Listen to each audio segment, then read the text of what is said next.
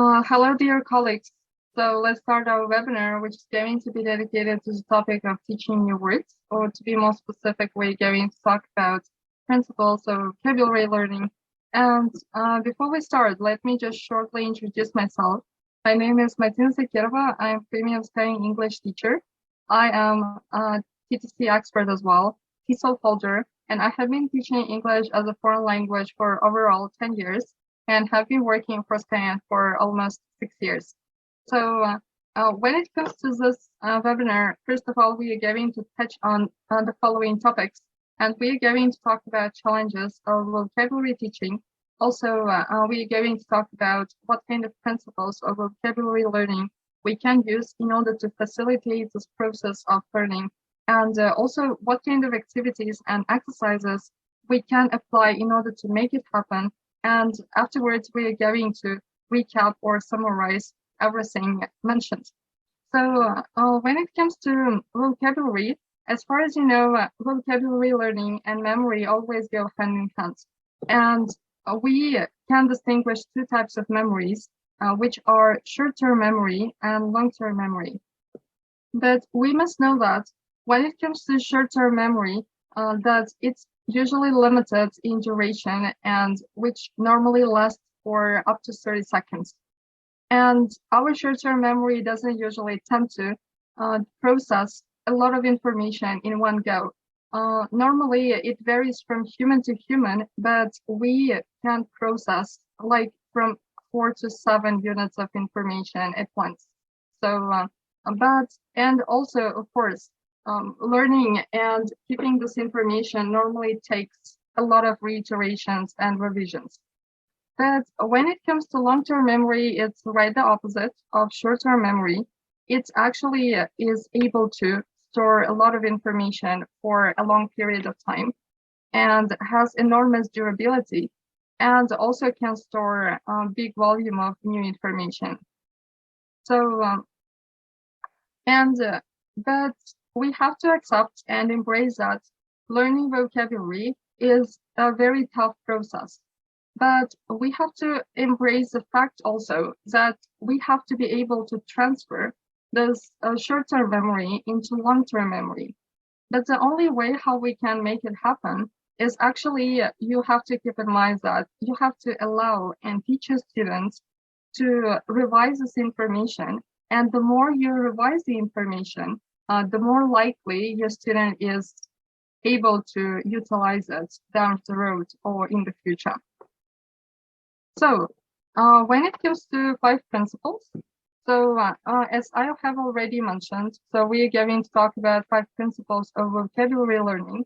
And so, but the thing is that last year we decided to dedicate the second part of the workshop to the first principle of vocabulary learning, which is called cognitive depth. So that is why right now we are going to discuss 4 rest of principles of them, just briefly. But if you want to get your head around this workshop and this topic more, I highly recommend you to attend the second part of this workshop as well. Right now, let's get down to the second principle of vocabulary learning, which is called associations. And let me just help you to get familiar with this principle. And one very important thing that you have to bear in mind, it's always connected. If you want to facilitate the learning of new vocabulary, you always have to help your student to connect this target vocabulary with his life experience. So, but how can we do that? Let's actually take a look at one type of exercises that we have on the platform. And normally, when you ask your student to complete this kind of exercise, you usually integrate cognitive depth. So basically, he gets familiar with how these words usually function in terms of, for example, aspects of these words, what part of speech is that, or what kind of preposition usually the target vocabulary is followed by, or for example, how this word is usually normally pronounced.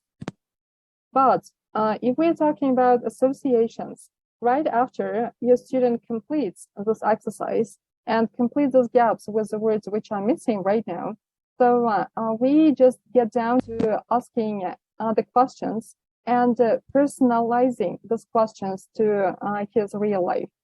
And basically, you can find this type of questions if you want to integrate associations in the part which is called You Can Also Discuss. Or you also can make up your own questions because nobody knows your student better than you. And also, you also can integrate this very exercise, just the same sentences, without looking at the questions which you can see in You Can Discuss section. For example, taking even like, let's take this 7 sentences as an example. You can just ask your student to say if the sentences are true or false about him or her. So, or for example, you can also ask if he agrees or disagrees with the statements. Some students tend to be really introverted and they are not really willing to talk. So in this case, or you just want to avoid asking personal questions and making like your student feel awkward. So in this case, I highly recommend you to shift this question from your student to someone else and asking questions like, do you know someone who? So, and also visualization is a very powerful technique. Normally, we can see that a lot of illustrations are actually used in dictionaries or in our platform when we ask the student to match this imagination with target vocabulary, for example. We also, I want to say that visualization or illustrations really reinforce association, which helps our students to learn new vocabulary.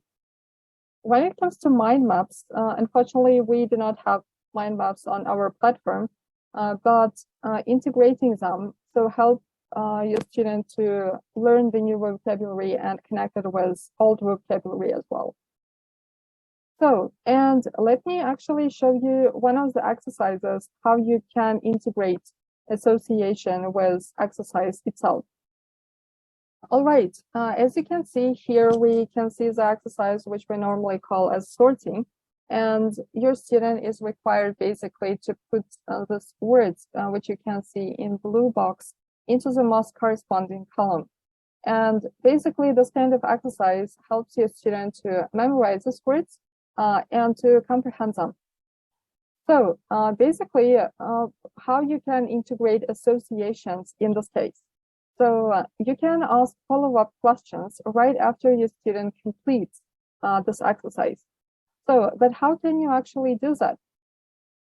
Do not mind asking personalized questions, or do not mind connecting those questions to your students' interests or real life experience. And the questions can be like, okay, could you please tell me what kind of food do you like, or what kind of food do you dislike in this list? Why do you think so? Or why not? Or what kind of food would you like to try in the future? Or when did you last this particular food in your life? So, or for example, what kind of food do you find healthy or unhealthy? So basically requiring and encouraging your student to utilize this new target vocabulary, not only you reinforce associations, but also it significantly facilitates vocabulary learning. So right now, let's get down to the third principle of vocabulary learning. We normally call it recontextualization, and exercises and activities that you can integrate in order to make it happen.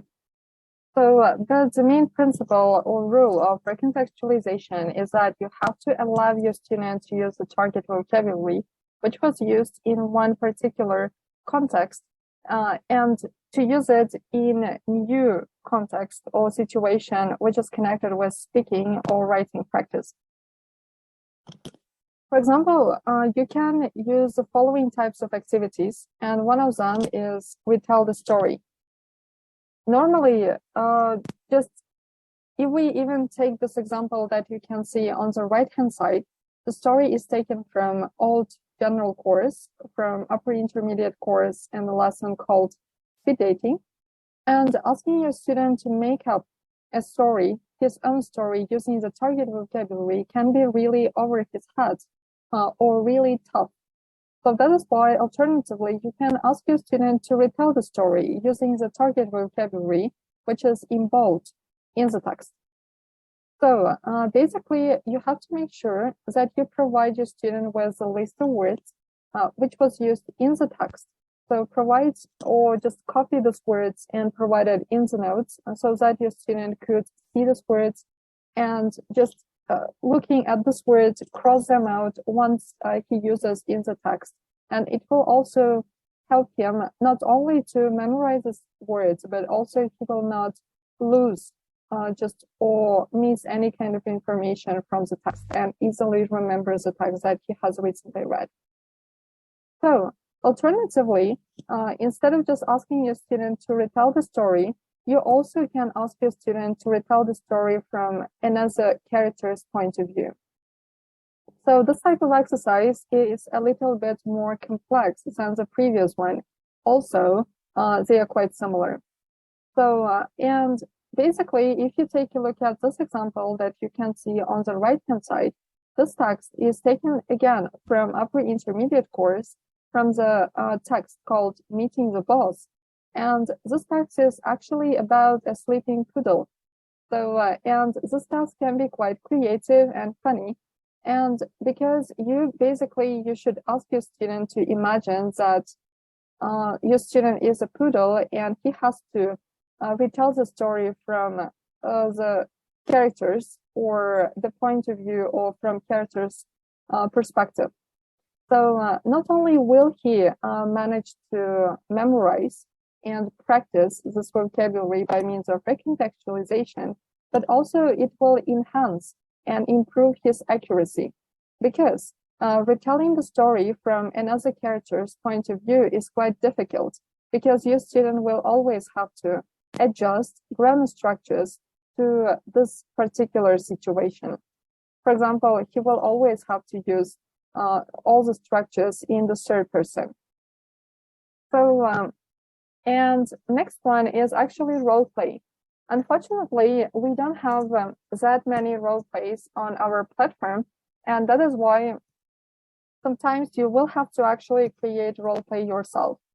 But it is not very difficult if you take into account and remember specific things that you have to make sure that they are in the role play. You always have to make sure that there are at least 2 conversationalists in the role play. And you have to assign a role to yourself as a teacher and to your students, and also come up with some kind of challenging task for your student to overcome. In this case, role play will be even more beneficial and interesting to complete.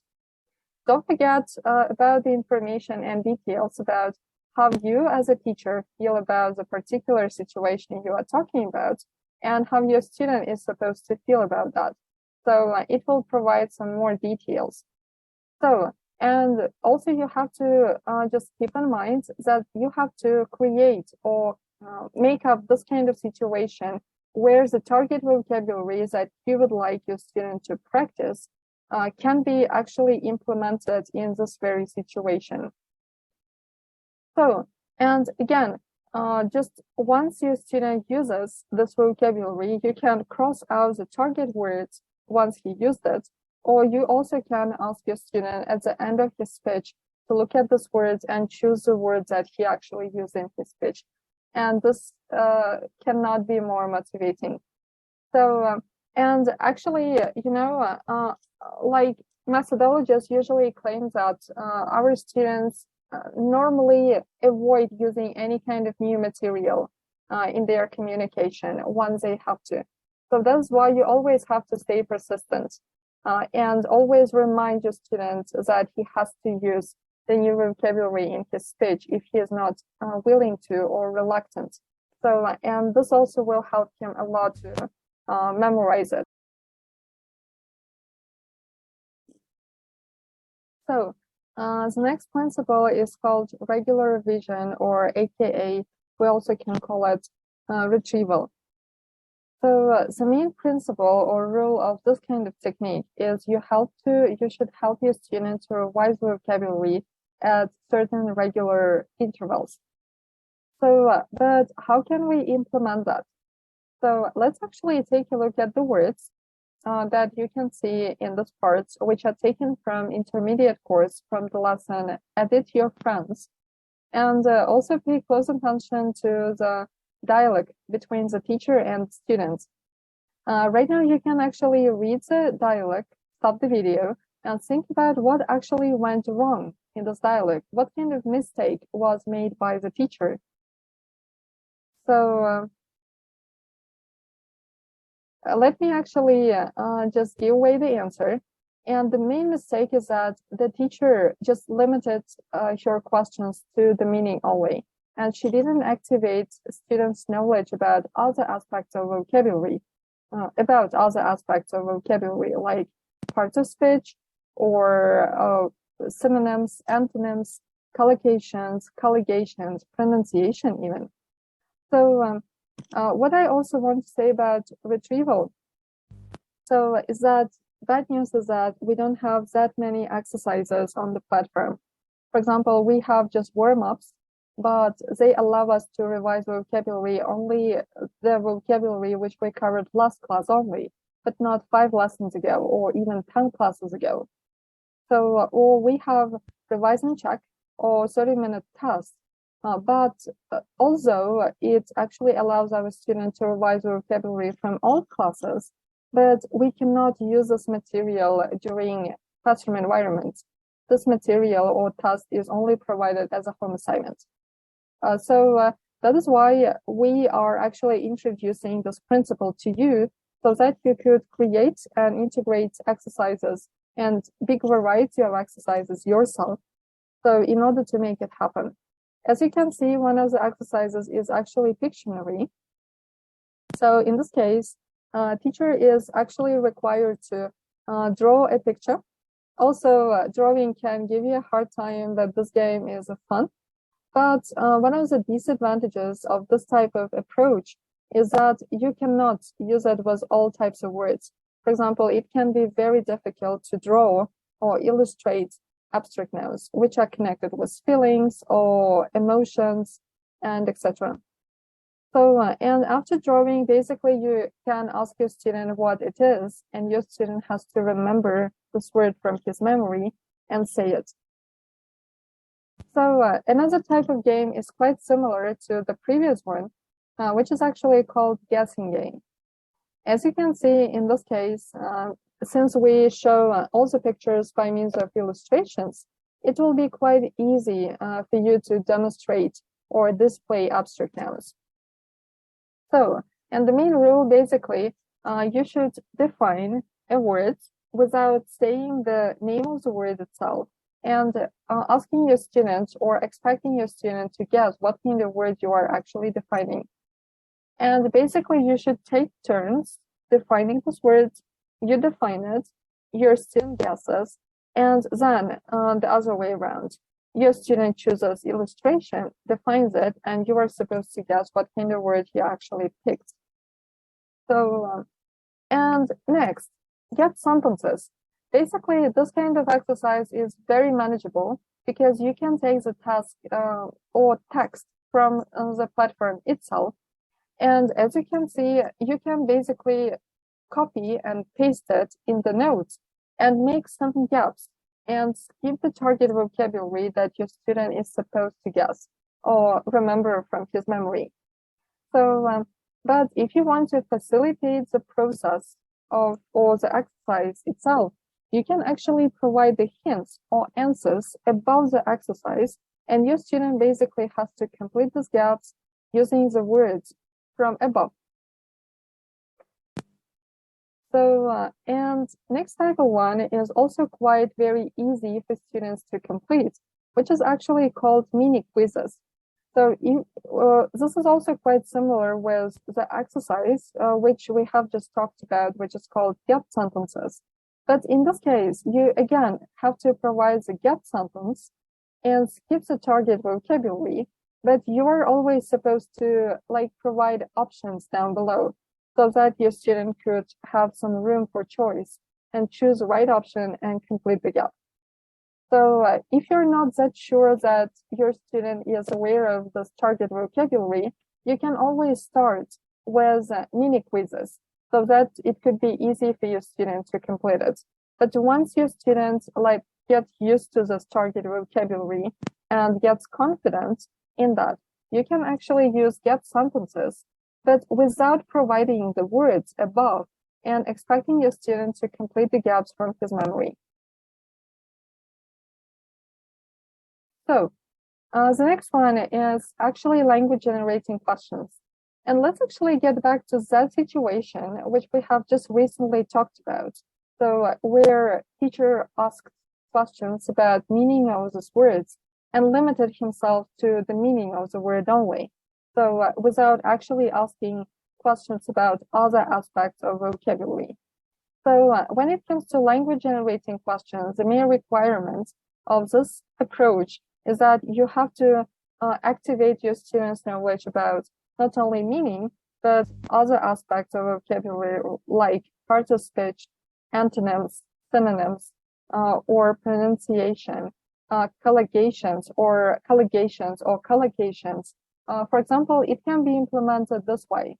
Instead of just asking your student, what does superficial mean? You also can ask, for example, what is the antonym of breakup? Or what kind of preposition do we usually use after breakup? So do you know any synonyms for the word get rid of? How would you pronounce the word number one? Because it usually gives our student a hard time in terms of pronunciation.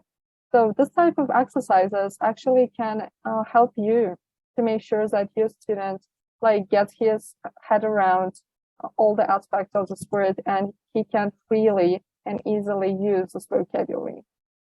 So, and you shouldn't actually limit yourself to language generating questions only, but you also can ask and personalize these words to your student's life experience. For example, in this case, you can ask just using the word which is mentioned here, number 17, supportive. For example, are you a supportive friend? Why do you think so? Can you provide any examples? Or how does your friend support you, for example? Or what kind of things would you like to get rid of? And is it actually important to get in touch with your family or friends? So this kind of questions and connecting this words to your student's life experience can actually reinforce and facilitate the whole process of vocabulary learning. So let's get familiar with the last but not least principle, which is called multiple encounters. And the main principle of multiple encounters is that you have to allow your students to encounter the target vocabulary several times in different contexts. So, and let's actually figure out the difference between revision and recycling. You have to keep in mind that revision is more formal process rather than recycling. And it's usually a more conscious process because it really requires your student to recall the information. Or for example, let's imagine the situation when your student does the exercise in order to learn this vocabulary or to revise it. In this case, we're talking about revision. So, but when it comes to recycling, it's more passive process and it doesn't take so much conscious work. So, and in most cases, it's very similar with how usually native speakers improve their first language. So they usually listen to it, use it, but they do not make a lot of efforts to learn it by heart or to practice it. So this is all about multiple encounters, but right now let's actually talk about what kind of exercises you can implement in order to integrate this procedure or principle. So basically, when it comes to all our lessons or all the exercises and learning, they are all based on instructions. For example, even if we take this very text, so we normally drag or draw our students' attention to the target vocabulary, like we usually ask questions or ask our students to retell the story or do some exercises in order to revise it or to learn that by heart. But we cannot actually make sure that we will encounter all the words which are necessary in one class or in the lessons. So that is why actually like adding or integrating some additional sources. So in order to help our students to practice the old target vocabulary that you learned in the previous class and to expand the vocabulary. So in the future, by means of subconscious reading. So in this case, multiple encounters can serve you well. So, and in this case, there are a lot of options and a lot of things that you can provide your student with in order to integrate multiple encounters. One of them is graded readers. So these are books, or for example, it also can be audiobooks, so which are adjusted to your learner's level. So basically, this is our adapted or simplified books. So, actually, you can take them from, you can also find, audiobooks. In this case, you will get to improve not only their, not reading in this case, but actually listening. So, and right now, let's actually pay attention to narrow reading or listening. In this case, you help your student to digest or to consume big variety of text on identical or narrow topic. For example, let's imagine that during the class, your students learn the vocabulary which was specifically related to diseases or illnesses. So, and you covered the lesson from general course, which is called illness and treatment and first aid. But you would like actually your student to expand his vocabulary even afterwards, and that is why you can actually propose materials from news section. For example, you can take it from advanced level 30 printed hard, or you can, for example, provide your student with articles.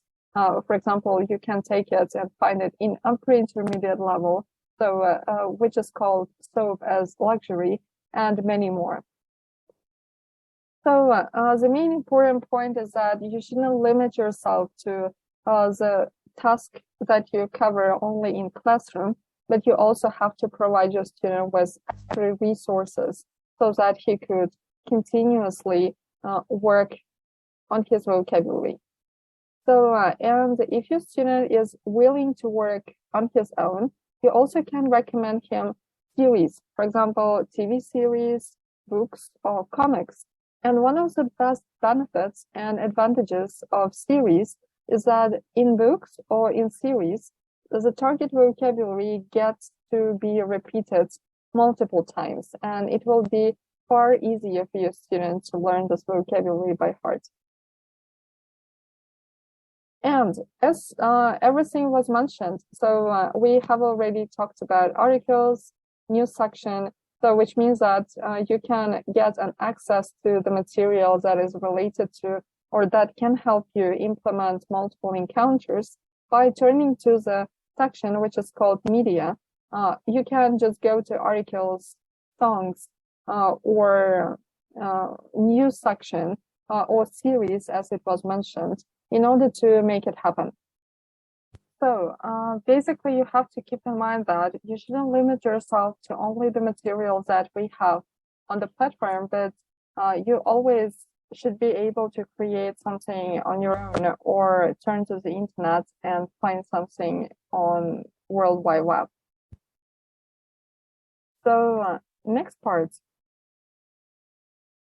Right now, let's actually just summarize. And to make a long story short, just want to say that you always have to keep in mind that one of the most important objectives of teaching vocabulary is actually to transfer short-term memory into long-term one.